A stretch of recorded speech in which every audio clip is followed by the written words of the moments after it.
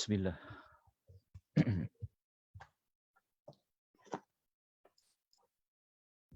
Sekejap ya.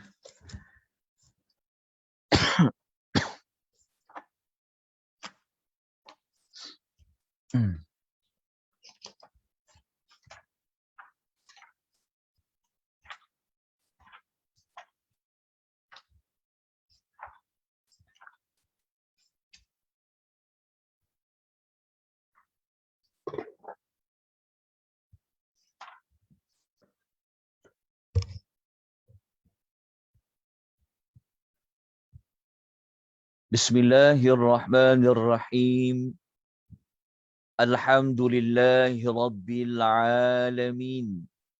Wassalatu wassalamu ala ashrafil anbiya'i wal mursalin wa ala alihi wa sahbihi ajma'in. Ashhadu an la ilaha illallah wahdahu la sharika lah.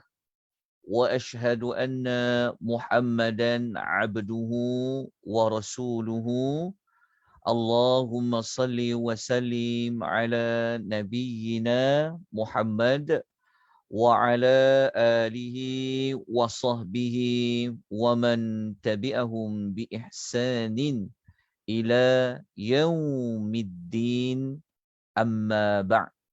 Assalamualaikum warahmatullahi wabarakatuh. Muslimin dan muslimat rahimani wa rahimakumullah, tuan-tuan dan puan-puan yang Allah kasihi sekalian.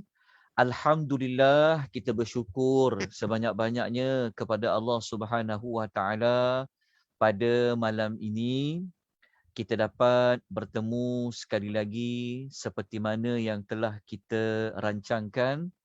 Allah mengizinkan kita, Allah memberikan kita peluang, Allah memberikan kita rahmatnya dengan kita dapat bertemu lagi pada malam ini untuk kita menyambung pembelajaran kita tentang mengenali nama-nama surah, dan kita juga ingin mengetahui tentang tema-tema bagi surah-surah yang kita akan pelajari pada setiap minggu.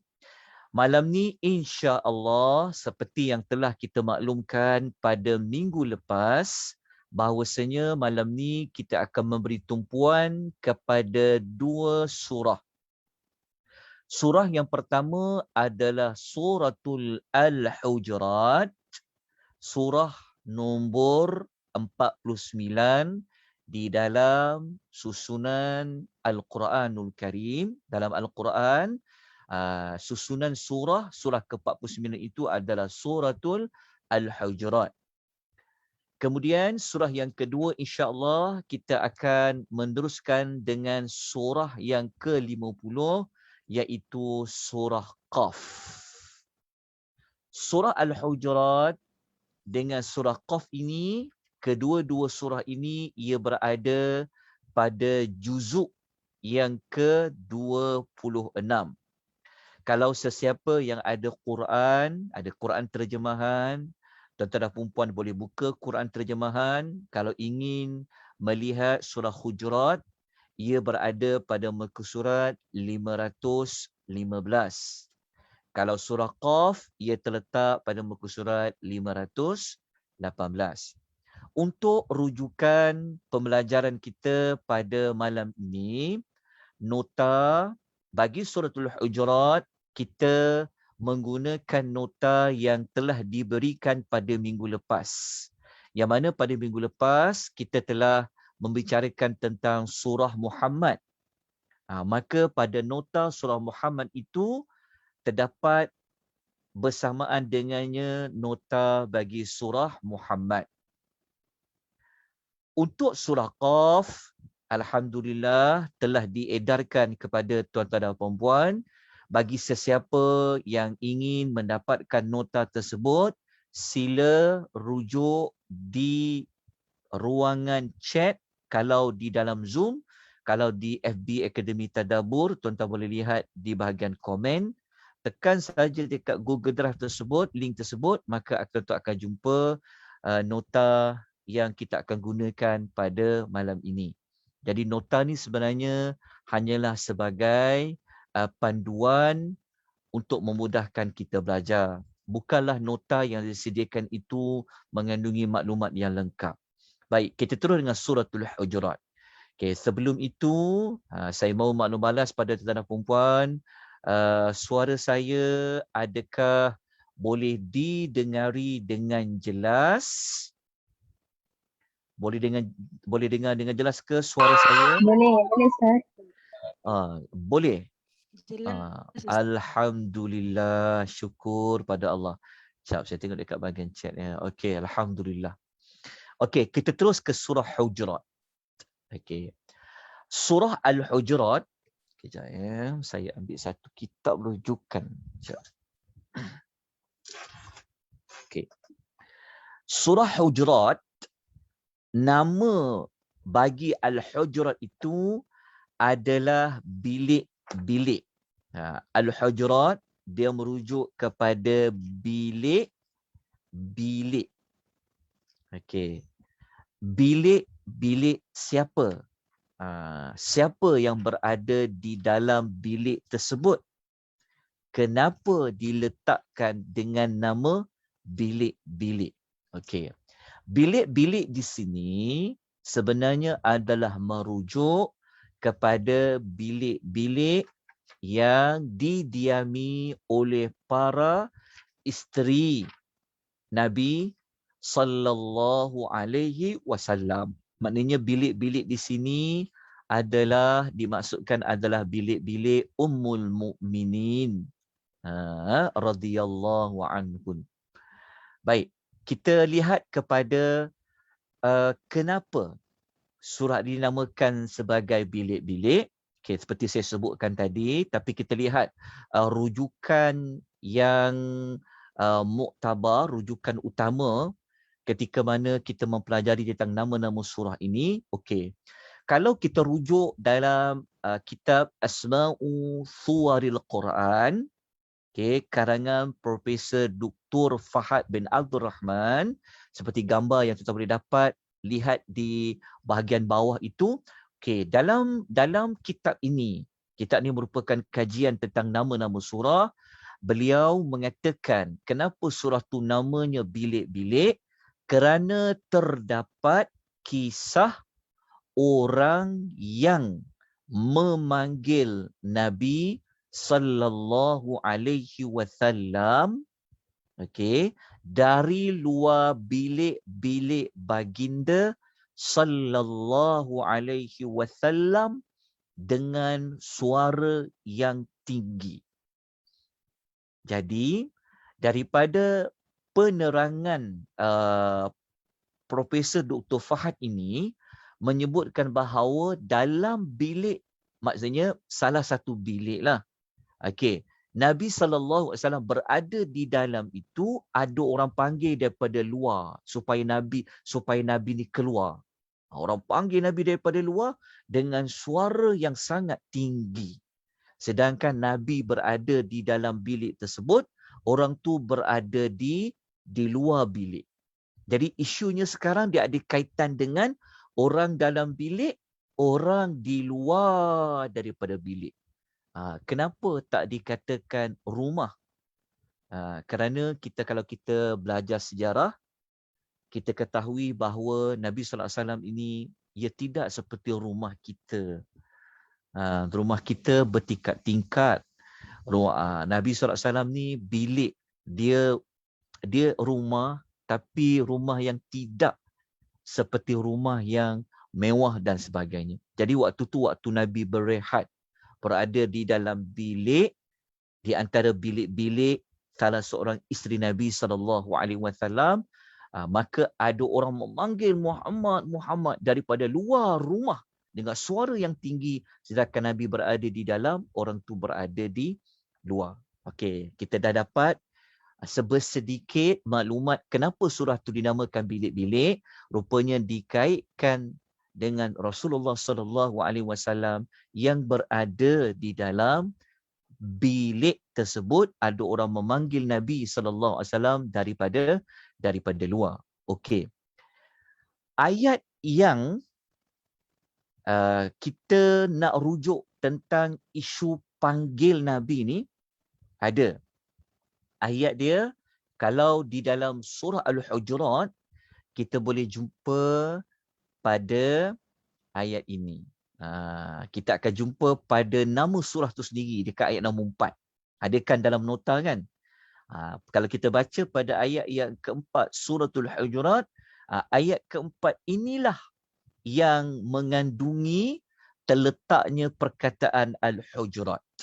Kalau kita baca daripada mula sampai habis ayat 4 ini, kita akan dapat mengetahui a'udzubillahi minasyaitonirrajim.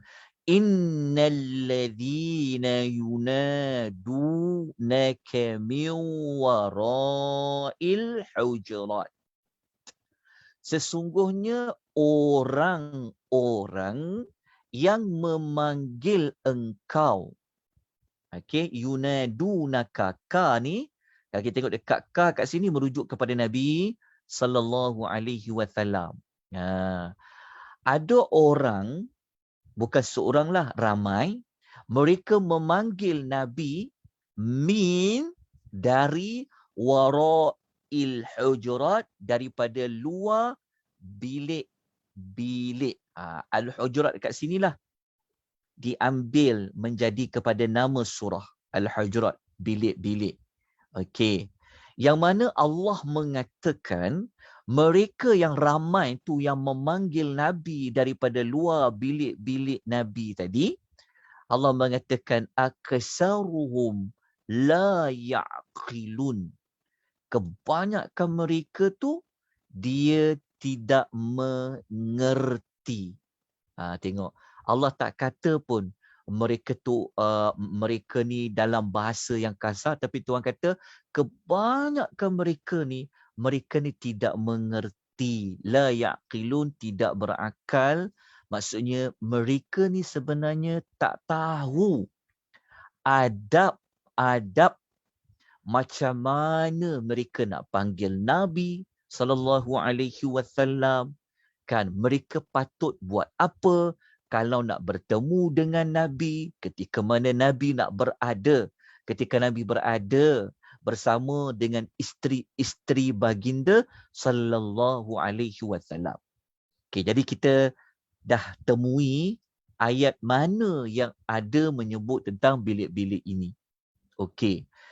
Lepas tu untuk kita dapatkan maklumat secara lanjut dia, kan kita dah tahu dah isu ada orang panggil rupanya Nabi ni daripada luar. Okey, dia panggil macam mana? Dia panggil bagaimana? Kalau kita tengok pada ayat kalau kita tengok pada ayat nombor 2. Okey, kalau kita tengok pada ayat nombor 2, kita akan dapati Allah menerangkan cara mereka ini berkata dengan Nabi. Mereka memanggil Nabi bagaimana? Maka kalau kita lihat di sini, Allah Ta'ala ada menyebutkan, Ya ayyuhalladzina amanu la tarfa'u aswatakum fawqa sawtin nabi. Allah mengatakan, wahai orang yang beriman, janganlah tarfa'u, kamu semua meninggikan suara kamu, fawqa sautin nabi, melebihi suara Nabi. Okey, maksudnya ayat ni ada isu di kalangan manusia, suara mereka ni lebih tinggi daripada suara Nabi. Lepas tu Allah kata wala tajharu lahu bil qaul. Allah kata dan jangan kamu menyaringkan suara kamu bersemasa bercakap dengannya sama macam kamu bercakap li ba'dikum li ba'din, sesama kamu. Okey, maksudnya pada ayat ni Allah Taala menegur beberapa orang tu mereka beriman. Cuma mereka ni sebelum turun surah Al-Hujurat ni, kan surah Hujurat ni sebab tu surah Hujurat, kalau kita lihat surah Hujurat ni surah yang dia mengajar tentang adab, tentang etika, tentang moral. Macam mana kalau korang berada dengan Nabi, kan berada di sisi Nabi, so nak kena buat macam mana? Maka antara isunya adalah pada menjaga suara kamu. Begitu juga kamu memanggil-manggil Nabi daripada luar-luar bilik Nabi sallallahu alaihi wasallam. Kalau tuan-tuan dan puan-puan hendak mengetahui, kan, siapa orang yang beriman ni? Ayat Quran tak sebut secara spesifik nama dia. Siapa orang beriman yang Allah Ta'ala tegur tu? Okay, begitu juga. Kalau kita baca ayat nombor 4, siapa dia orang yang memanggil Nabi daripada luar tu? Kan?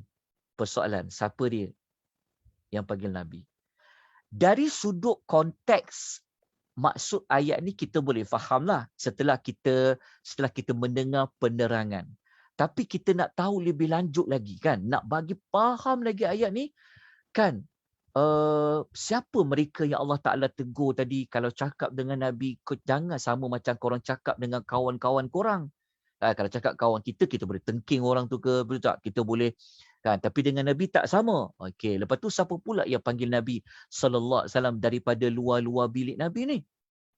Okey, lepas tu mereka ni sebenarnya panggil Nabi ni, mereka ni sebenarnya tidak sabar-sabar nak tunggu Nabi keluar. Dia panggil-panggil, dia tak sabar-sabar. Lepas tu ayat nombor 5, ayat nombor 5 ni kita akan jumpa Allah menerangkan yang mereka panggil-panggil Muhammad, Muhammad, Muhammad daripada luar dengan suara tinggi tadi tu. Allah Ta'ala mengatakan, walau annahum sabaru hatta takhruja ilaihim lakana khairan lahum. Allah kata, kalaulah mereka bersabar menunggu. Allah kata, bersabar menunggu sehingga engkau keluar, wahai Muhammad, jumpa mereka, tentulah itu lebih baik bagi mereka. Maksud dia apa? Maksudnya, Allah Ta'ala bagi tahu, Muhammad, diorang ni kan, kalau mereka bersabarlah, tunggulah engkau keluar, tak perlulah terjerit-jerit panggil engkau supaya keluar Muhammad. Kalau mereka sabarlah, tunggu engkau keluar Muhammad, kau dapat jumpa mereka, kau keluar kau dapat jumpa mereka, tapi syarat mereka kena sabar, tunggu engkau keluar, kata Allah, itu lebih baik bagi mereka. Tetapi pada penutup tu juga, Allah Ta'ala menegur dengan Allah mengatakan, Wallahu ghafur rahim. Allah Maha Pengampun, lagi Maha apa? Lagi Maha Penyayang. Maksudnya, tindakan mereka yang kurang adab, yang tak tahu adab tadi tu, Allah Ta'ala tegur. Surah Hujurat ni surah yang datang turun memberi teguran kepada mereka tentang adab-adab mereka dengan Nabi macam mana. Okey, jelas. Lepas tu Allah letak hujung, Allah Maha Pengampun lagi Maha Penyayang. Maknanya Allah memaafkan mereka-mereka yang tak tahu macam mana adab-adabnya bersama dengan Nabi SAW. Okey, cuma seperti mana yang saya tanya tadi tu, kita tak akan dapat jawapan siapa mereka ini sebenarnya. Sebab itulah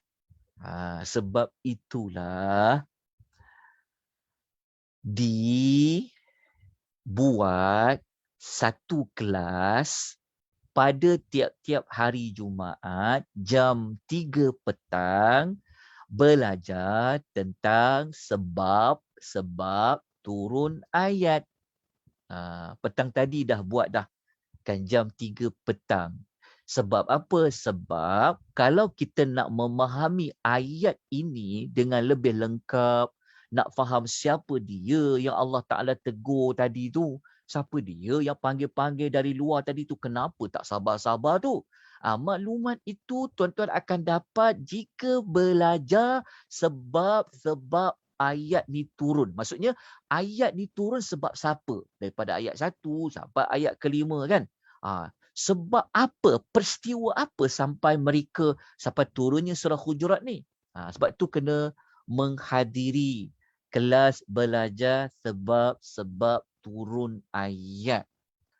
Ikutilah kelas Ustaz Uzair pada hari Jumaat 3 petang. Dah nak habis dah suratul Baqarah dah. Beliau saya amanahkan supaya buat 30 juzuk. Maknanya nanti dia akan kongsikan sebab-sebab turun ayat sampailah surah Hujurat yang kita belajar pada malam ni. Okey, tapi tak apa. Saya akan kongsikan siapakah yang Allah Taala tegur pada ayat nombor 4 dan 5 yang panggil Nabi ni. Okey, tuan-tuan tulis sebab dalam nota tu saya tidak meletakkan maklumat ini. Okey, mereka ini jika kita merujuk dalam hadis Nabi sallallahu alaihi wasallam, hadis yang sahih. Okey, mereka ini adalah satu rombongan daripada Bani Tamim.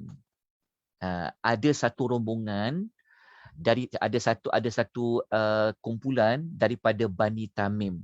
Okey, Bani Tamim ni mereka nak jumpa Nabi sebenarnya, yang mereka tak sabar-sabar panggil Nabi daripada luar-luar bilik Nabi tadi tu, sebenarnya mereka nak minta Nabi pandangan. Nak lantik siapa jadi ketua bagi mereka. Sebenarnya isu dia daripada Bani Tamim. So mereka ni tak tahu mereka ni nak minta persetujuan daripada Rasulullah SAW, tapi cara mereka nak dapatkan maklumat dari Nabi tu, itu yang ditegur tu. Dia panggil Nabi daripada luar-luar bilik, kan, tak sabar-sabar tunggu Nabi dengan suara yang tinggi, maka disebabkan peristiwa itulah turun ayat ini yang menegur. Kan. Lepas tu pula, sebelum Nabi keluar tu, maksudnya maksud dia setelah Bani Tamim ni datang jumpa Nabi, kan, dekat situ ada para sahabat. Sahabat yang ada dekat situ bukan sahabat yang biasa-biasa. Sahabat tu adalah ada Abu Bakar Siddiq, ada Umar Al-Khattab radhiyallahu anhu. Tuan-tuan, Abu Bakar dengan Umar, siapa yang tak tahu kisah beliau, kan? Kan, memang orang kanan Nabi SAW, kan? Hebat dua sahabat ni. Dua sahabat ni pun telah melakukan kesilapan. Kesilapan apa? Inilah ayat dia. Ayat yang ni. Ayat nombor 1 dengan 2 ni lah. Ayat 1 dan 2 ni. Tadi saya cuma baca ayat 2. Saya tak baca ayat 1, kan? Okey, kalau kita baca ayat nombor 1 mula-mula, kan, kita akan menemui Allah Ta'ala menegur orang beriman. Walaupun dia beriman, kan, dia sudah ada iman yang kuat, tapi ialah dalam bab hukum hakam kadang-kadang ada yang tak tahu, sebab masa Nabi hidup Al-Quran turun. Sebab tu kalau kita belajar sejarah Quran turun ni, maksudnya apa saja yang Allah Ta'ala nak tegur, nak ajar, kan, maka ada peristiwa tertentu dia turun. Maka Allah Ta'ala katalah, ya ayyuhallazina amanu la tuqaddimu baina yadayillahi wa rasulih.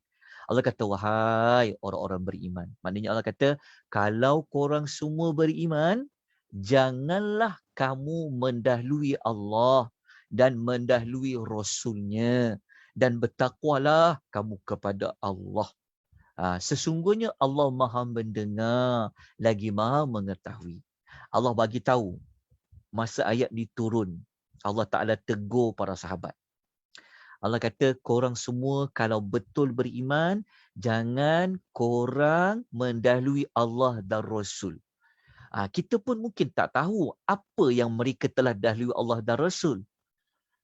Sebenarnya, okey, waktu yang Bani Tamim tadi tu datang, Umar dengan Abu Bakar Siddiq, mereka telah meninggi suara dalam mempertahankan siapa yang patut dilantik. Faham tak cerita dia? Abu Bakar dia cadangkan Bani Tamim ni yang patut jadi ketua namanya adalah Al-Qa' bin Ma'bad. Memang namanya macam tu, Al-Qa' bin Ma'bad. Umar pula tak setuju. Umar kata baik lantik leader bagi Bani Tamim ni Al-Aqra' bin Habis. Nama dia. Lepas tu Abu Bakar kata apa? Kenapa kau tak setuju dengan aku? Umar pula kata, kau pula kenapa tak setuju dengan aku? Berlakulah saling mempertahankan cadangan sehingga Nabi tak cakap apa lagi. Lepas tu dengan suara mereka yang tinggi. Faham tak? Sebenarnya yang paling tepat sekali buat apa? Abu Bakar boleh bagi cadangan, Umar boleh bagi cadangan, tapi paling tepat apa? Tunggu Nabi cadangkan siapa. Sepatutnya biar Nabi sajalah, Nabi SAW saja tentukan siapa yang patut jadi leader dia. Dia jelaskan. Tapi para sahabat ni, yalah, tapi kalau kita baca ayat ni Allah tegur, tapi Allah tegur tu dalam Allah tetap panggil wahai orang beriman. Kan ayat ni. Maknanya Allah nak mengajar adab. Kan? Korang janganlah cadangkan apa yang belum Nabi cadangkan. Kalau kita nak ambil konteks contoh pada ayat pertama ni. Tapi bagi kita semua dia umum lah. Maksudnya jangan kita buat satu keputusan yang Allah tak kata, Rasul tak kata. Dan konteks ni dia sangat luas bagi surah Al-Hujurat. Itu yang sampai kepada ayat 2 tu. Janganlah korang tinggi suara korang semua melebihi suara Nabi. Kan? Korang tak boleh bercakap dengan Nabi ni sama macam korang bercakap sesama kamu. Maka lepas tu Allah Ta'ala kata apa? Kalau korang buat macam ni, kata Allah, amal-amal kamu ni pahalanya boleh terhapus. Sedangkan kamu semua tak sedar pahala kamu tu hapus. Maknanya betapa besarnya menjaga adab dengan Nabi SAW. Jadi kisah dia Hujurat tadi tu apa? Kisah tu yang kisah Bani Tamim tu. Lepas tu tuan-tuan perempuan kan, yang menariknya tuan perempuan, pada ayat 3 ni kan Allah Ta'ala memberikan Allah Ta'ala menerangkan tentang sahabat-sahabat ni, mereka tersentap lah. Mereka ni sebenarnya sahabat yang jenis cepat bertindak, cepat dengan teguran tu. Maka kalau kita baca cerita dia panjang dalam hadis Nabi, selepas peristiwa ayat ni turun, Abu Bakar kalau dia cakap, orang sampai tak dengar suara dia cakap. Tuan faham tak? Kalau sebelum ni suara dia jelas lah. Macam kes tadi tu kan. Tapi lepas ayat ni turun, kan, Umar Al-Khattab radhiyallahu anhu khususnya, seperti Umar juga, bahawasanya kalau mereka ni cakap dah tak macam sebelum ni, maknanya kita terpaksa tanya, apa dia kuatkan sikit suara? Kenapa? Mereka telah berubah setelah mendapat teguran ini. Okey, itu seberingkaslah, sebab kita bukan nak belajar tafsiran ayat. Kalau belajar tafsiran ayat, mungkin kita akan kupas satu persatu. Tapi kita nak tahu tentang kenapa nama bilik-bilik? Bilik siapa? Kita dah dapat jawapan tadi dekat sebab penamaan surah, dan sedikit sebanyak kita faham. Kan, rupa-rupanya ada kisah manusia yang nak minta pendapat Nabi. Kan, meninggi suara daripada luar bilik Nabi sallallahu alaihi wasallam. Okey. Daripada surah ni, daripada surah Al-Hujurat ni, okey jap daripada keseluruhan surah Hujurat ni, okey, kita terus pergi kepada dia punya tema dia. Kita pergi tema dulu, lepas tu baru kita patah balik kepada apa yang saya nak paparkan. Okey ni. Okey, jap Mana tema ni? Okey, sekejap. Okey. Tema bagi surah Al-Hujurat ini, okey, seperti yang diusulkan, yang dicadangkan oleh Dr. Ali Hassan Arfan dalam buku beliau Dilalah Athma'i Thuwaril Quran. Beliau kata surah Al-Hujurat ini adalah surah temanya berkisahkan tentang akhlak. Dia sebenarnya surah ni dia cerita tentang akhlak, tentang adab, akhlak. Akhlak orang yang beriman. Bukan akhlak yang biasa-biasa, tetapi akhlak yang sempurna. Surah Hujurat ni surah yang bertemakan tentang akhlak. Akhlak yang sempurna yang patut dibuat oleh orang-orang yang beriman. Okay, akhlak tadi tu salah satu contoh yang paling utama sekali adalah akhlak dengan Nabi sallallahu alaihi wasallam. Macam mana nak bercakap dengan Nabi dan sebagainya. Okey, jelas dekat sini. Okey, untuk mengukuhkan lagi pada tema surah Al-Hujurat, sebab isu utama kita nak belajar, kita nak tahu tentang nama surah. Alhamdulillah, setakat ni kita dah faham dah. Kan, apa tu Hujurat, apakah justifikasi dipilih nama Hujurat, kita dah tahu dah. Alhamdulillah, kita juga dah tahu tentang tema utama bagi surah Hujurat ni sebenarnya temanya pada akhlak yang sempurna yang Allah Ta'ala nak tunjuk, ajarkan kepada orang beriman supaya mereka ni berakhlak seperti mana Allah Ta'ala kehendaki. Okey, akhlak yang sempurna tu dia melibatkan akhlak yang utama. Kalau akhlak mereka dengan Rasul sallallahu alaihi wasallam, dengan Allah dan Rasul macam mana? Lepas tu barulah dengan manusia-manusia yang lain. Jadi untuk mengukuhkan tema ini, yang tema ni dia berbentuk memberikan pendidikan, kan, memberikan tunjuk ajar kepada orang beriman, mari kita melihat beberapa ciri-ciri yang ada dalam surah Al-Hujurat. Okey. Kalau kita tengok dalam surah Hujurat, kita tengok dulu maklumat ni. Sekejap ya. Kita tengok maklumat tentang ni. Kejap. Kita ada nota ni kan? Okey, tengok kat sini. Okey. Surah Hujurat ni, kan kita tahu tema tadi kan? Akhlak yang sempurna ni bukan sekadar akhlak yang pada luaran je. Tetapi surah Hujurat ni sebenarnya nak dikatakan akhlak yang sempurna tu sampaikan perkara di dalam hati tu, walaupun kita tidak zahirkan, tapi bab-bab dalam hati ni pun sebenarnya Allah Ta'ala memberikan didikan. Surah Hujurat ni surah yang menerangkan tentang isu-isu ataupun bab-bab hati. Maksudnya akhlak yang Allah Ta'ala hendaki ni bukan saja pada luaran, bukan nampak pada bercakap saja, pada tindak tanduk, tapi sampai di dalam hati pun. Al-Hujurat ini ia memberikan didikan dan bimbingan. Okay, kalau kita nak tengok bab perkataan hati tu, kita boleh jumpa dalam surah Hujurat ada 3 kali. Ayat 3, ayat 7 dan ayat 14. Ayat 3, ayat 7 dan ayat 14 kita akan jumpa isu tentang hati. Okey. Saya tunjukkan tuan-tuan dan puan-puan, kita tengok. Mana ayat tadi? Ayat 3, 7 dan 14 kan? Okay, kita tengok dekat dalam ayat dia. Ini saya paparkan ayat dia. Ini ayat dia. Sebab dalam nota mungkin tak ada kan? Okey, saya tunjukkan ayat dia. Kita tengok mana bab hati tadi tu. Ayat 3 dia kan? Ayat 3, 7 dan 14 kan? Mana bab hati kat sini? Kalau tengok pada ayat 3 dekat sini. Qulubahum.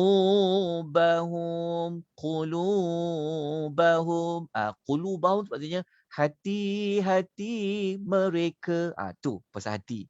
Okey, ayat nombor 7 kan? Ayat nombor 7. Ayat nombor 7. Mana bab hati ni? Kita jumpa dekat sini. Wa zayyanahu fi qulubikum. Jumpa sekali lagi. So siapa yang ada Quran terjemahan? dia dah boleh tanda dah. Perkara bab hati yang surah Hujurat ni sebutkan. Okey, dah dapat 2 tempat kan? Okey, kita pergi tempat yang ketiga, ayat 14 kan? Kita tengok ayat 14. Ayat 14 kita tanda kat mana bab hati ni? Kita cari. Jumpa dekat sini.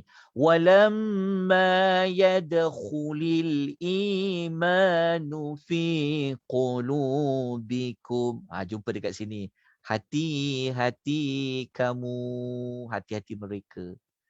Nampak? Jelas tak?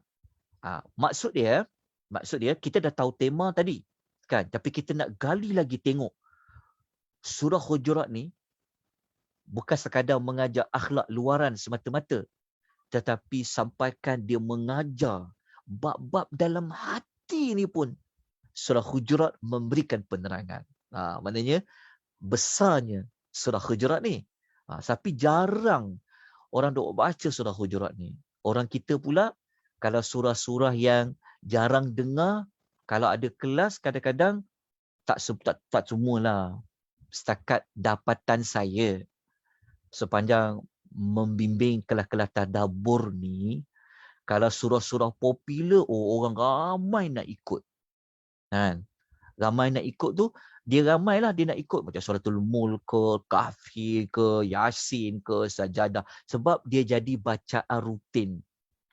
Tapi, kan kalau sekadar nak kejar kelebihan, baca surah tu, tapi perangai tak ubah, akhlak buruk, belum sampai tujuan kepada turunnya Quran tu. Sebab tu, kalau ada mana-mana kelas lah, belajar surah apa sekalipun, ikuti kelas tu. Walaupun surah itu tidak ada kelebihan secara spesifik membacanya, tetapi surah dalam Quran memberi tunjuk ajar. Tak lupa. Saya cakap atas fakta. Sebab kita membimbing, kita tahu.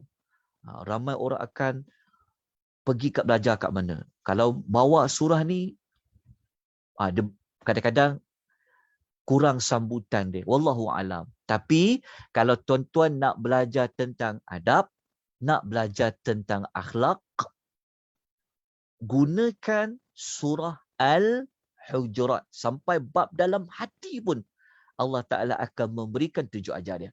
Okey. Kita teruskan lagi. Nak masukkan surah Qaf lagi ni. Tak masuk-masuk lagi. Tak apa. Perlahan-lahan kita belajar. Okey. Kalau kita tengok dalam surah Hujurat. Okey. Surah Hujurat ni, dia adalah surah. Sekejap ya. Saya ambil daripada bawah ke atas ni sekejap. Saya punya slide ni dia agak macam sangkut-sangkut sikit. Okey. Surah Hujurat adalah surah yang banyak menyebut tentang pengetahuan Allah. Maksudnya cerita tentang Allah ni dia maha tahu, dia maha tahu, dia maha tahu tu, pengetahuan Allah Ta'ala tu sampai 6 kali diulang. Maksud dia, itu yang kita sebut tadi bab hati tadi tu. Kan? Mungkin orang akan ingat, dia ni bagus kan dia cakap, kan? Mungkin orang ni dia nampak dekat luaran je. Tapi dalam hati siapa yang tahu? Surah Hujurat bagi tahu. Diulang sampai 6 kali. Bab hati Allah Ta'ala maha mengetahui. Sampai diulang 6 kali bab Allah tahu, Allah tahu, Allah tahu. Okey, kita lihat. Nak tahu 6 tempat tu kat mana? Okey, jom kita cari ayat dia. Ayat pertama. Sekejap ya. Dia bergerak. Ayat pertama. Ayat ke-8. Ayat 13. Ayat 16. Ada 2 kali dan ayat nombor 18. 6 tempat ni, tempat ayat yang mengatakan Allah tu maha mengetahui. Okey, nak mengatakan surah Hujurat ni surah yang mendidik orang beriman jadi akhlak yang sempurna macam tema tadi tu. Yang ni sebenarnya adalah untuk mengukuhkan tema tadi. Nak kata tema tadi akhlak sempurna, macam mana sempurna akhlak tu? Sampai bab-bab hati pun diterangkan dan Allah Ta'ala menyebut dia maha mengetahui. Kan? Ayat 1, 8, 13. Jom kita tengok dalam Al-Quran. Kita tengok, kita cari pada ayat dia. Okey. Ayat pertama dekat mana? Ni. Innahu sami'un alim. Betul ayat berapa tadi? Ayat nombor berapa? Ayat nombor saya pernah lupa dah tadi ayat berapa tadi. 8. Ayat nombor 8. Okey. Ayat 8. Oh, ayat 8 ada dekat mana? Kat sini. Wallahu alimun hakim. Lagi ayat nombor berapa? 13. Ayat nombor 13. Okey, tengok ayat nombor 13. Okey, kejap Okey, kita buat praktikal terus ayat nombor 13. Okey. Kita cari mana ayat nombor 13 ni. Cari ayat 13 kita jumpa. Dekat mana? Innallaha alimun khabir. Ni dua-dua ni dia sama. Dia bukan samalah. Maksudnya dia lebih kukuh. Alim, maha mengetahui. Khabir, maha teliti. Okey. Lepas tu ayat nombor berapa lagi? Nombor 16 ada 2. 16 ada 2 kan? Okey, kita tengok 16 ada 2 kat mana? Okey, ni Qul atu'allimuna Allah ni. Wallahu ya'lamu sentiasa mengetahui. Lepas tu kat hujung tu. Wallahu bikulli syai'in alim. Dan Allah Ta'ala bagi setiap satu itu mengetahui. Okey, satu lagi dekat ayat berapa? 18. Ayat nombor 18. Okey, kita baca dekat mana? Kat mana ayat dia? Kat sini. Innallaha ya'lamu. Ya'lamu. Okey. Kita jumpa ya. Okey, dalam nota mungkin tak ada ayat ni kan? Ni ayat ni saya letakkan untuk saya gunakan untuk menunjukkan. Jadi, tuan-tuan dan puan lah kena buka Quran, tengok balik pada senarai kalimah yang telah saya bagi tadi. Okey, lepas tu akhlak. Lepas tu dalam surah Al-Hujurat ni Allah Taala ada menyebut tentang panggilan kepada orang beriman. Kejap, kenapa dia lari sekejap ni. Ya ayyuhallazina amanu ni adalah seruan kepada orang beriman. Ada 5 kali. Allah guna ya ayyuhallazina amanu, 5 kali. 5 kali dekat mana? Kita boleh tengok jumpa pada ayat 1, 2, sekejap dia berjalan. 2, 6, 11 dan 12. Boleh cari dekat situ. Okey, lepas tu satu lagi ciri lain sebelum kita pergi kepada surah Qaf. Surah Al-Hujurat ni diulang perintah supaya bertakwa ada 5 kali. Okey. 5 kali tu di mana? Ayat 1, 3, 10, 12 dan 13. Okey, kita tengok pada ayat dia, boleh? Saya tandakan pada ayat dia sebelum kita pergi kepada surah Qaf. Saya minta tuan-tuan bantu saya menyebutkan ayat dia. Okey, kita tengok ayat pertama. Okey, ayat pertama dekat mana ada takwanya tu? Dia duduk dekat sini. Dia duduk dekat mana? Ayat pertama sekejap. Ini ayat 10. Ayat pertama dekat sini. Perkataan takwa di sini. Wattaqullah. Wattaqullah. Okey, lepas tu ayat nombor berapa lagi? Nombor 3. Ayat nombor 3. Ayat nombor 3 kat mana ada takwa ni? Littaqwa. Lagi ayat nombor berapa? 10. Ayat nombor 10. Okey, kita tengok ayat nombor 10. Okey, ayat nombor 10. Dekat mana bertakwa tu? Ayat nombor 10 tu. Wattaqullah. Lagi nombor? 12. Ayat nombor 12. Okey, kat mana nombor 12 tu? Wattaqullah. Lagi? 13. Ayat nombor 13. Dekat mana bertakwa tu? Kat sini. Indallahi attaqakum.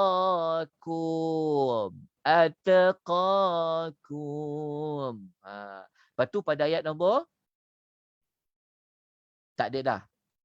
Habis dah. Habis dah. Alhamdulillah. Habis kelas kita? Alhamdulillah habis dah.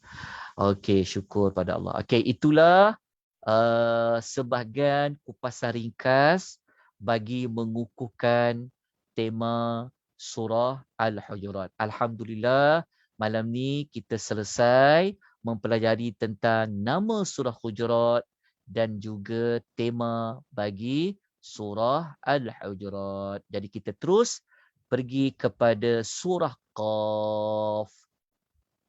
Okey. Surah Qaf. Okey. Ada waktu lagi kan? Okey. Sebelum saya pergi kepada surah Qaf, ada persoalan yang ingin ditanyakan. Saya tengok dekat chat dulu ya. Kejap. Saya tengok dekat chat. Okey. Beriman tu faham. Okey. Okey. Tak ada. Ada soalan secara verbal, tuan-tuan dan puan-puan? Ada soalan secara verbal tak? Faham ya? Jelas? Hujurat. Okey. Jelas. Kita terus 13. kepada surah Qaf. Okey. Surah Qaf, perkataan Qaf, Qaf, Qaf tu huruf Qaf lah. Huruf Qaf. Okey. Surah Qaf. Apa makna huruf Qaf? Okey.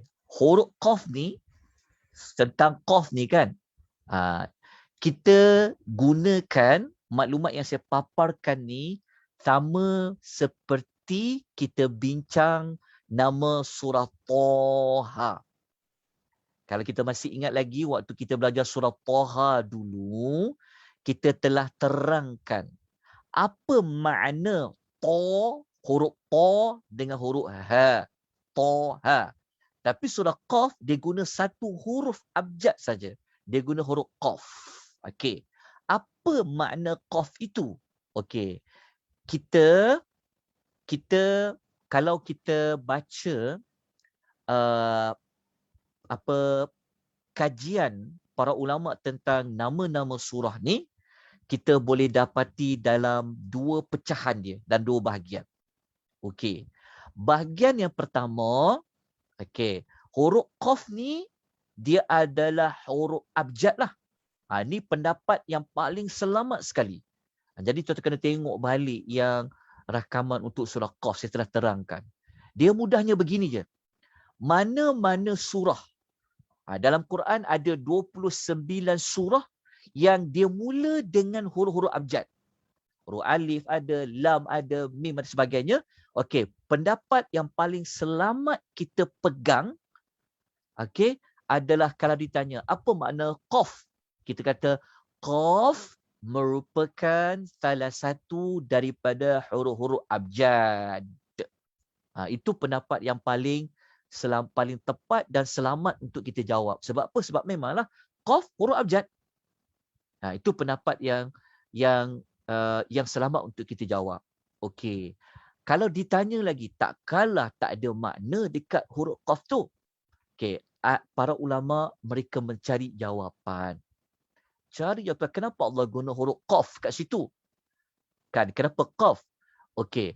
Ada kajian di kalangan para ulama, okey, mengatakan bahawa Qaf dekat sini, okey, dia mempunyai maksud yang tertentu dari sudut penggunaan huruf tu. Maksudnya Allah guna huruf Qaf. Qaf ni dia macam ni. Qaf ni kan huruf abjad. Kalau macam kita, kalau huruf Qaf, kalau dalam ABC dia huruf apa Huruf K K. Contoh macam K lah. Contohnya kita belajarkan huruf-huruf abjad, salah satunya adalah huruf K. So huruf K tu dia mempunyai makna dekat K tu. K tu seolah-olah menjadi pangkal kepada ayat. Kalau kita main apa yang kita main boleh letakkan syahibah apa namanya yang dulu kita selalu kata okey huruf K. Okay, kalau saya sebut K, tuan-tuan tolong buat perkataan. K apa? Kucing. Katakan. K apa? K tu apa? K tu apa? K apa? Kamu. K tu apa? K tu adalah apa? Banyaklah kan kita boleh kata daripada K tu. Jadi para ulama mengatakan bahawasanya huruf Qaf tu dia ada makna tertentu.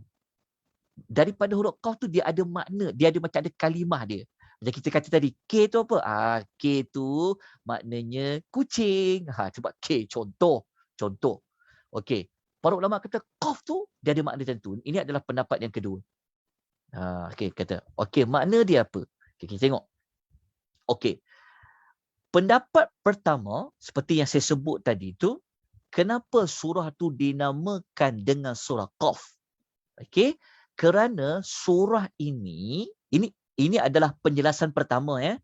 Sebab surah tu Allah Taala mula dengan huruf Qaf lah. Dengan huruf abjad huruf Qaf tu. Sebab tu surah tu namanya Qaf. Ini adalah pendapat yang selamat kita pegang. Sebab memang tak dinafikan. Qaf salah satu daripada huruf-huruf abjad. Okey, ini disebut oleh Profesor Dr. Fahad bin Abdul Rahman. Okey. Pendapat kedua kata, pendapat kedua ni yang mengatakan huruf Qaf tu sebenarnya dia ada kalimahnya, dia ada perkataan dia sebenarnya. Jadi kalau dirujuk dalam kitab Dilalul Asma, kan, ini buku Arab lah. Terjemahan belum ada lagi. Yang ni pun tak ada terjemahan lagi. Yang ni pun tak ada terjemahan lagi. Kalau buat terjemahan ni, Masya Allah, sangat memberi manfaat kepada masyarakat. Boleh berkenal Al-Quranul Karim. Okey. Huruf Qaf ni, kata Dr. Ali Ahsan Harfan, dia kata huruf Qaf ni sebenarnya, dia bawa makna ni. Dia sebenarnya Qaf ni adalah perkataan kiamat. Dia nak kata sebenarnya kiamat. Sebab kiamat ejaan dia apa? Qaf depan dia kan? Qaf adalah qiyamat. Setuju tak? Setuju tak kalau kata Qaf ni sebenarnya, kenapa surah tu nama Qaf? Sebenarnya Qaf itu merujuk kepada kiamat. Kan? So, setuju tak setuju, tak apa. Ini hanyalah pendapat, kajian yang dibuat oleh para ulama. Okey. Tapi yang selamat yang pertama tadi selamatlah.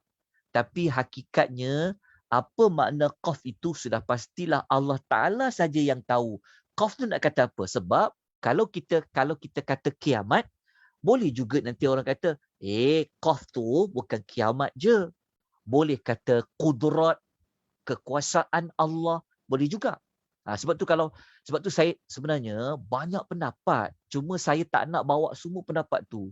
Dia jadi macam agak complicated. Sebab ada kajian mengatakan huruf Qaf situ sebenarnya untuk menerangkan nama Allah. Kan ada nama Allah yang mula huruf Qaf. Macam Qadir, macam Allah Ta'ala tu, kan, dia dikaitkan dengan nama Allah yang ada huruf Qaf. Qahar, macam tu. Ada ulama kata pula huruf abjad Qaf ni dia merujuk kepada sifat yang ada pada Allah. Macam nak kata Allah ni berkuasa. Dia kata Allah ni adalah kudrat. Kudrat ni kuasa. Kan? Tapi Dr. Ali Hassan Irfan mengatakan bahawasanya huruf Qaf ni, dia kata aku lebih cadangkan.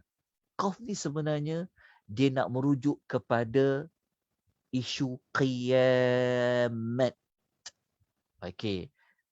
Sekejap lagi kita akan cari betul ke Qaf ini ada kaitan dengan kiamat. Okey, kita nak tengok pendapat Dr. Ali Hassan Arfan.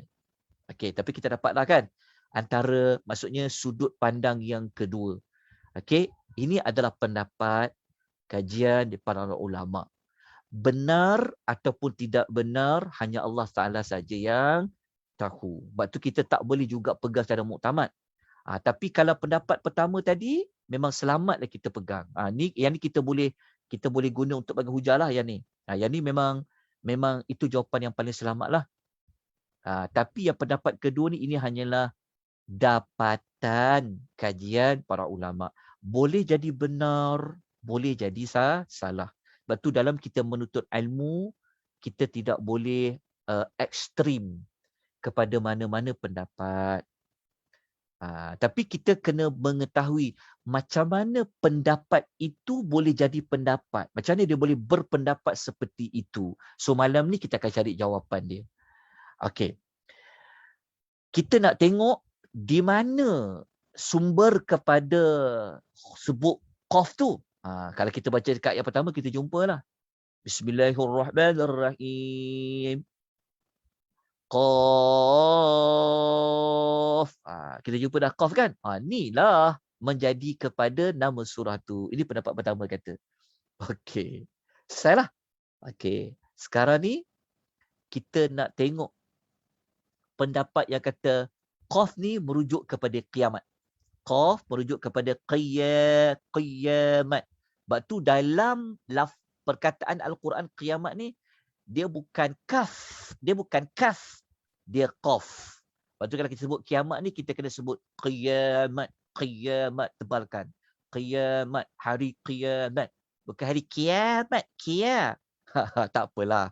Bahasa kita tak ada masalah. Tapi dalam Quran, dia guna qiyamat. Qiyam. Dia kata dengan qiyam. Berdiri. Itulah kiamat. Okey, dia huruf qaf. Okey, jadi kita tengok. Macam mana Dr. Ali Asharafan dibuat kajian macam ni? Okey, kita tengok. Okey. Tuan-tuan tengok. Tengok kepada pembukaan surah. Saya nyatakan pembukaan surah, kita ambil ayat 1, ayat 2, ayat 3, 4 sampai ayat 65 lah. Okey, pembuka surah. Siapa yang pernah mengikuti pengisian sinopsis 30 juzuk yang saya buat pada Ramadan yang lalu, tuan-tuan kena biasakan kalau baca mana-mana surah dalam Quran, cuba cari mana kumpulan ayat yang menjadi pembuka. Dia dalam surah Quran, dia ada pembuka dia. So kena cari mana kumpulan ayat berapa ke berapa jadi pembuka. Okey. Dan kalau ada pembuka, tentu ada penutup.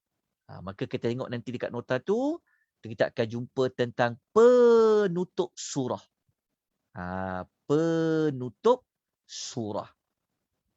Okey, penutup surah dia akan selari. Dia akan bertepatan dengan pembuka. Boleh buat kajian bab tu, dan boleh juga mungkin kita nanti, saya pun tengah rancang juga Ramadan akan datang ni nak buat pengisian apa. Mungkin kita boleh belajar pembuka penutup, kesimpulan dia apa. Buka cari penutup, kesimpulan dia apa. Itu pun bagus. Boleh belajar secara cepat faham surah dalam Quran. Okey. Kita dah tahu maklumat ni. Okey, kita tengok dulu, pergi kepada tema dulu. Sebab tema merupakan tujuan besar kita belajar nama-nama surah ni. Okey. Tema surah Qaf yang dicadangkan oleh Dr. Ali Hassan Arfan, beliau mengatakan temanya adalah berkaitan tentang bukti-bukti Allah tu berkuasa nak jadikan hari kiamat. Maksudnya temanya tentang apa? Temanya tentang hari kiamat. Bukan sekadar hari kiamat, tetapi Allah Ta'ala paparkan bukti-bukti menunjukkan Allah ini boleh menjadikan hari kiamat. Hari kiamat tu bentuknya macam mana? Apa peristiwa di dalamnya? Okey, ini pada tema dia. Okey, satu lagi kitab yang saya pernah tunjuk pada tuan-puan, kitab Awwalu Marrah. Okey, Syekh Adil Muhammad Khalir, beliau mengatakan tema surah Qaf ini cerita tentang Al-Ba'ats wan Nusyur. Cerita tentang kehidupan dan kebangkitan semula. Samalah macam yang tema tadi tu. Jadi daripada tema yang dicadangkan ni pun kita macam dah boleh kata, betul juga kan huruf Qaf itu ada kaitan dengan kiamat. Sebab pada tema pun macam para ulama kata, tema dia memang pasal hari kiamat lah. Pasal hidup semula kan, bangkit hidup semula. Okey, tapi belum lengkap lagi. Jadi jom kita tengok ayat-ayat dia.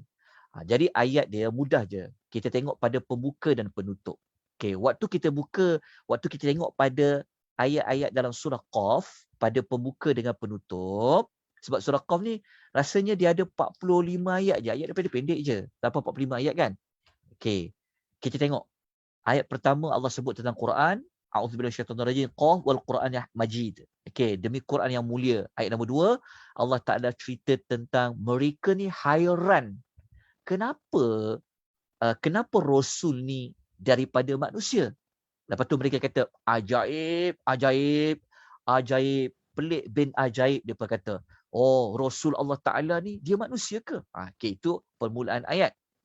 Lepas tu kita baca lagi ayat nombor 3. Ayat nombor 3 dia dah mula masuk kepada isu. Apa yang mereka tak percaya yang Muhammad tu cakap? Antaranya, kita tengok dekat sini, Allah kata, mereka kata apa?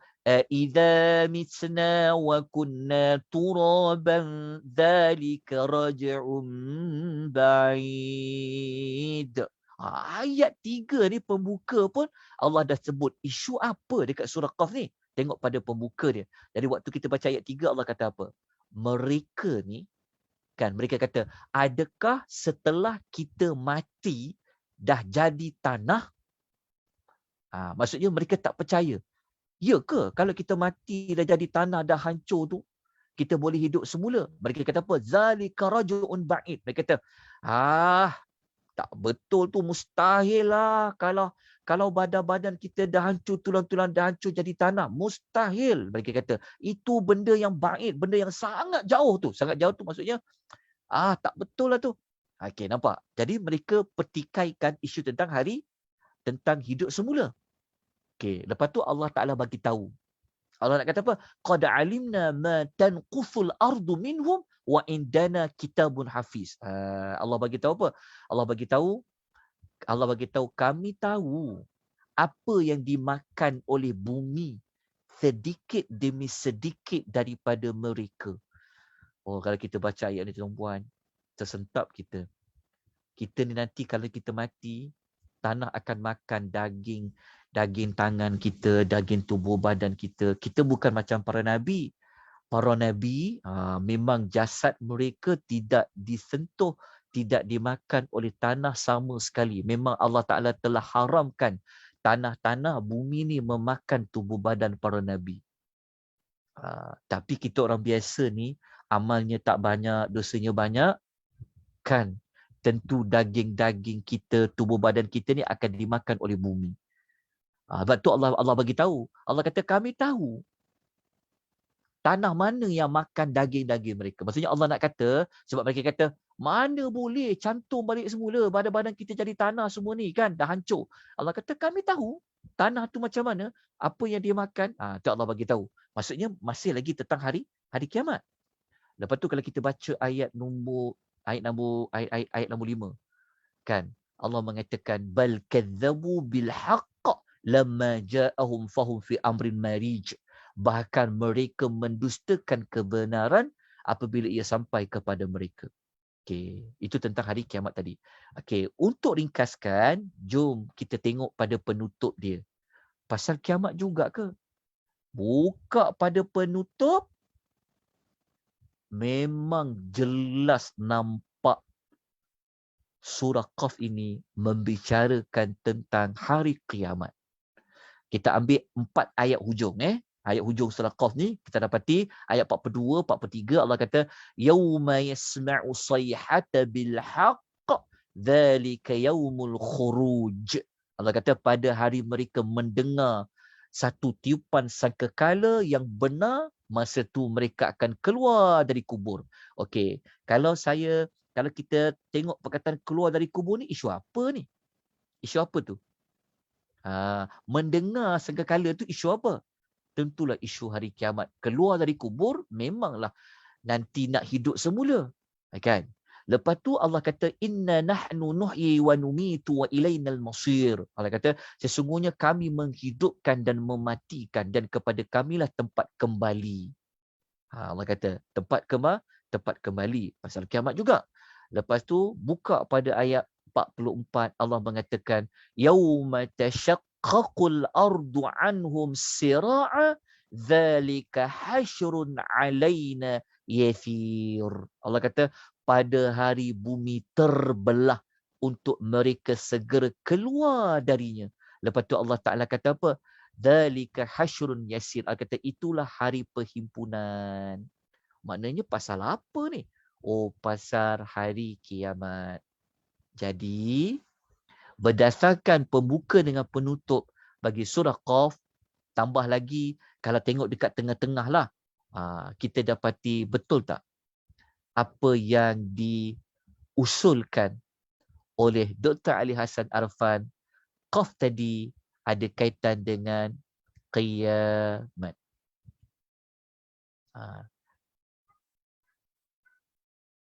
Ada kaitan. Maksudnya boleh juga kalau kita nak ulas, kalau orang tanya Qaf tu apa ibu? Kita boleh terang, oh Qaf tu salah satu huruf abjad. Okey, lepas tu baru masuk pendapat kedua ni. Kan?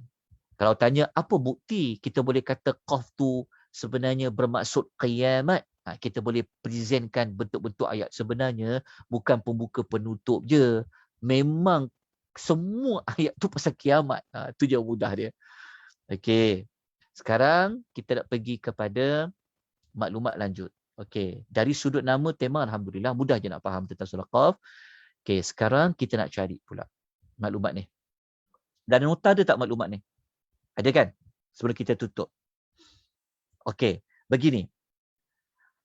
Ada kajian yang dibuat oleh para ulama tentang penggunaan huruf-huruf abjad pada pembukaan surah-surah dalam Quran.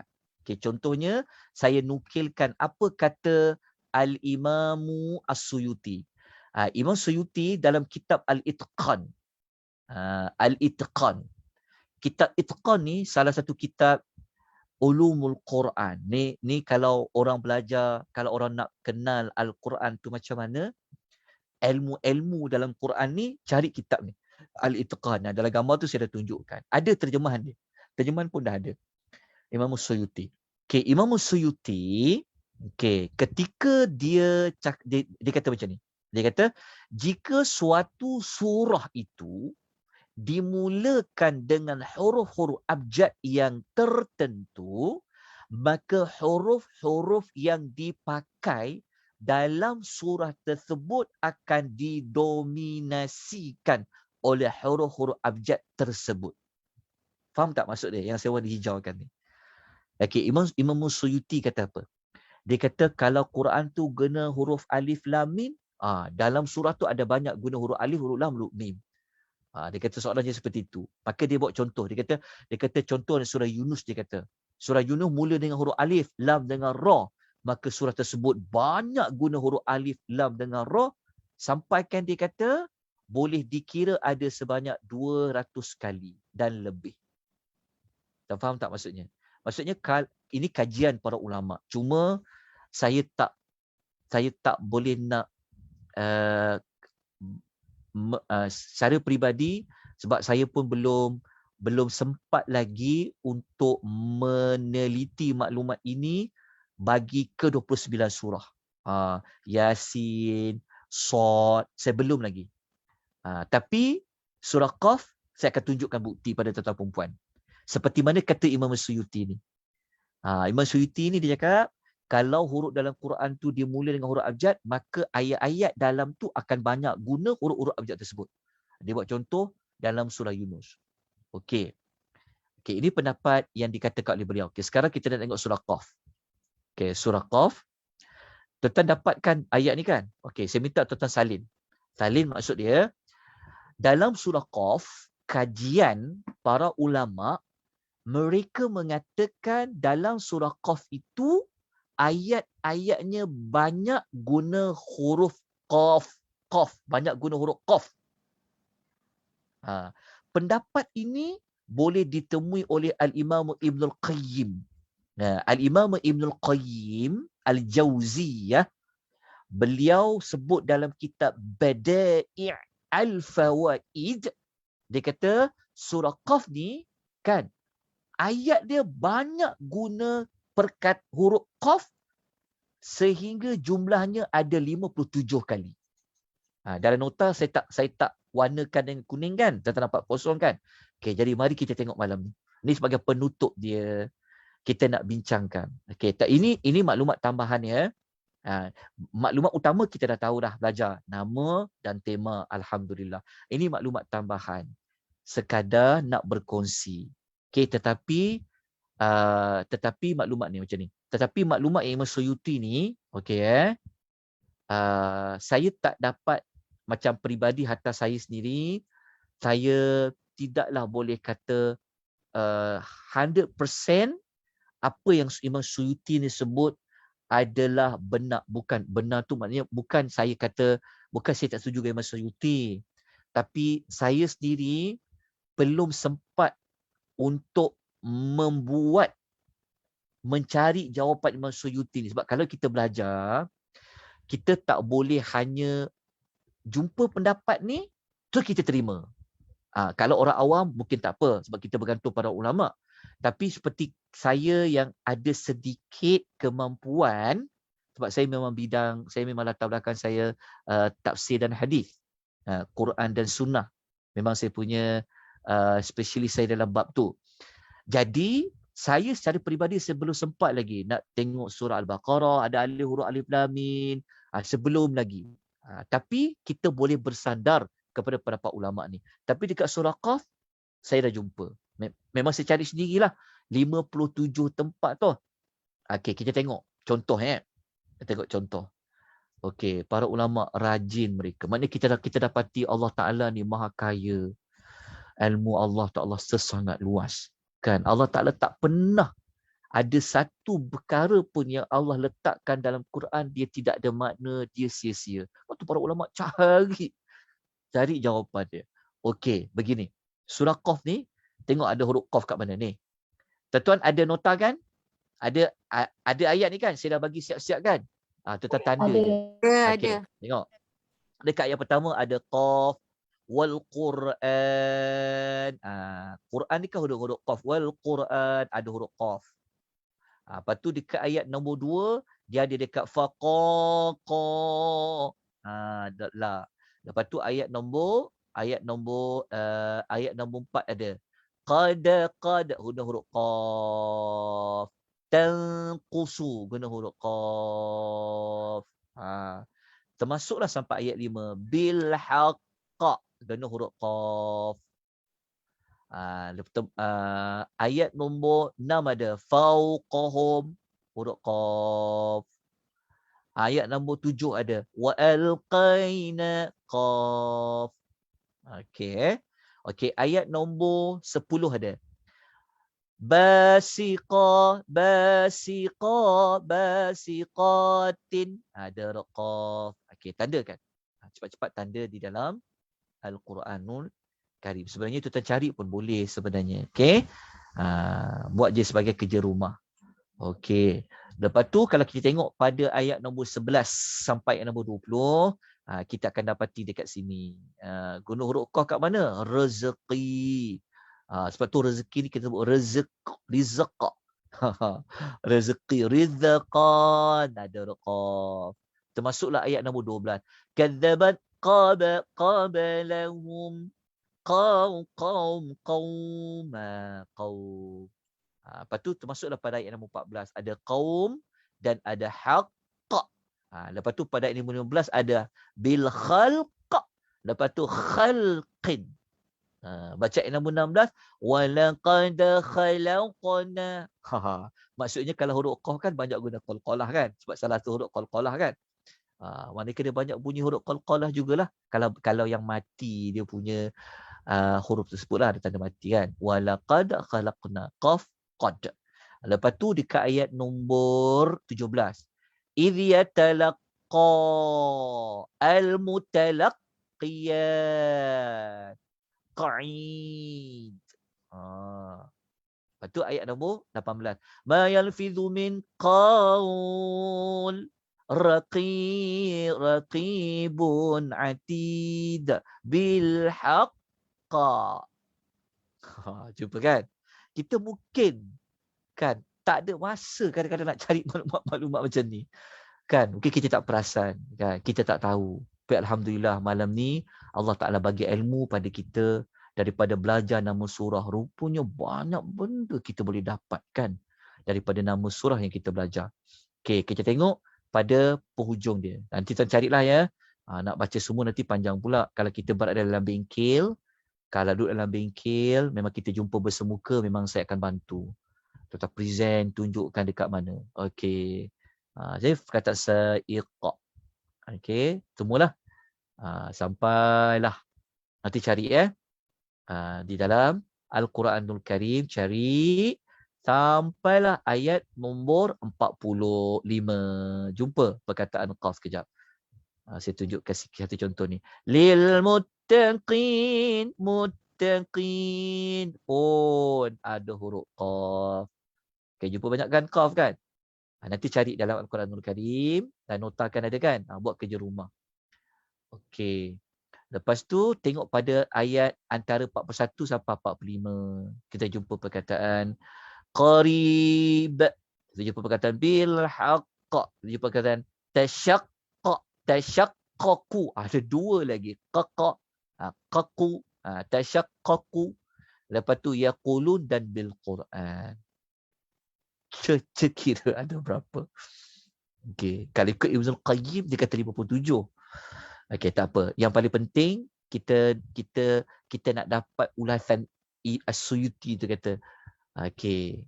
Kalau maka daripada maklumat ni, okey, sebelum kita berhenti last sekali, tuan-tuan nak tahu tak? Surah Qaf ni kita boleh tahu maklumat tentang Qarin. Siapa nak tahu Qarin dia? Masa tu buat Qarin. Okey, siapa tahu Qarin? Apa makna Qarin? Yang mendampingi kita. Sekejap. Saya suara saya ni dia pelan sikit. Kita tutup kejap, nak habis dah ya, nak habis dah. Ya Allah, boleh lagi ke sikit je, lepas tu kita habiskan.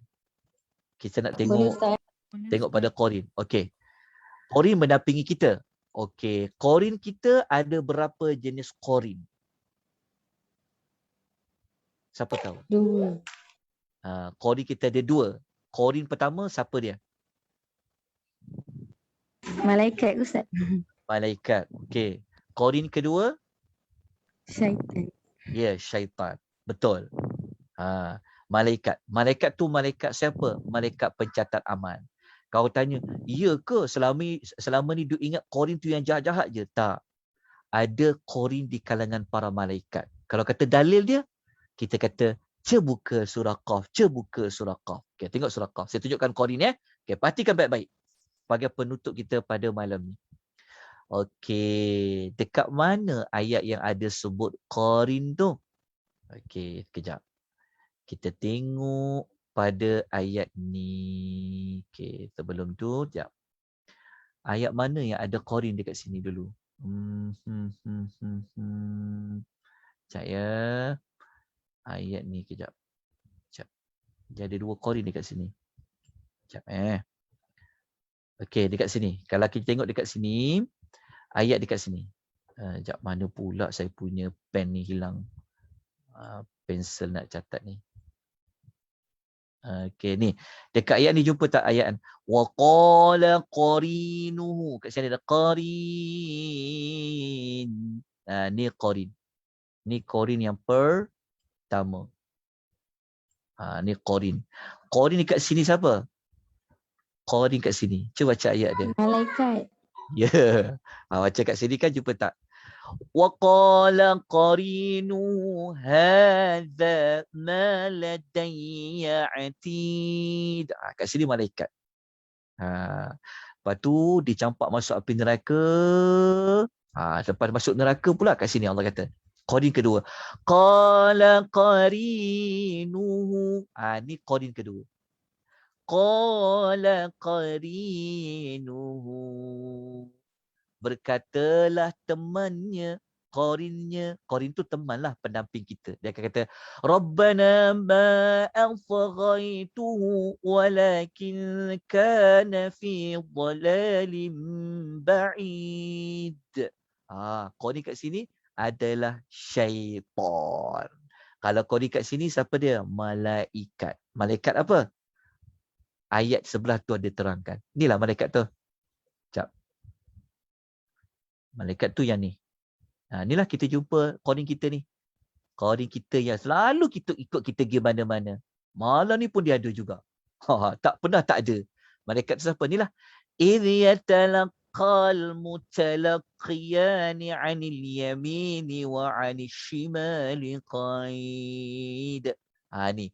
Yang duduk di sebelah kanan dan di sebelah kiri. Ayat 17 ni. Inilah malaikat pencatat amal. Duduk sebelah kanan, duduk sebelah kiri. Yang mana Allah Ta'ala kata, مَا يَلْفِظُ مِنْ قَوْلٍ إِلَّا لَدَيْهِ رَقِيبٌ عَتِيدٌ. Allah kata, tidak ada mana-mana lafaz perkataan yang diucapkan melainkan di sisinya ada malaikat raqib atid. Inilah dalil raqib atid. Inilah surah dia. Raqib atid. Cuma Raqibun Atidun ni bukan nama malaikat. Raqib Atid adalah karakter, sifat malaikat pencatat amal. Tapi orang kita sebut malaikat Raqib Atid, malaikat Raqib Atid. Betul lah. Tapi dia bukan nama. Raqibun Atidun adalah sifat kebersamaan mereka dengan manusia. InsyaAllah, minggu depan kita akan mula kelas baru belajar tentang malaikat secara lengkap. Hari Ahad petang. Kita akan belajar petang Ahad pukul 2.30.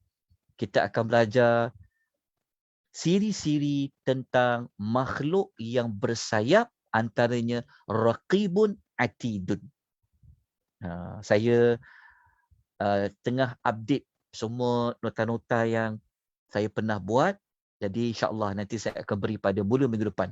Kita akan belajar tentang malaikat. Selama ni kita hanya kata rukun iman 6 perkara, malaikat tahu yang 10 tu je. Tapi mari sama-sama kita mengukuhkan iman kita kepada para malaikat. Kita akan rasa malaikat ni wow, Masya Allah. OMG, oh my God. Dia katakan subhanallah.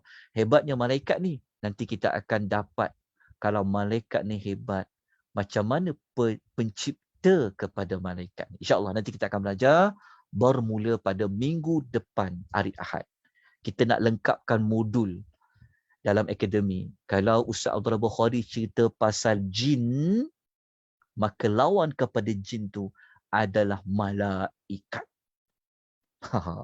Kalau Ustaz Abdullah Bukhari cerita tentang qarin, maka kita akan belajar qarin kita satu lagi, iaitu malaikat. So kita nak lengkapkan modul-modul itu insya-Allah.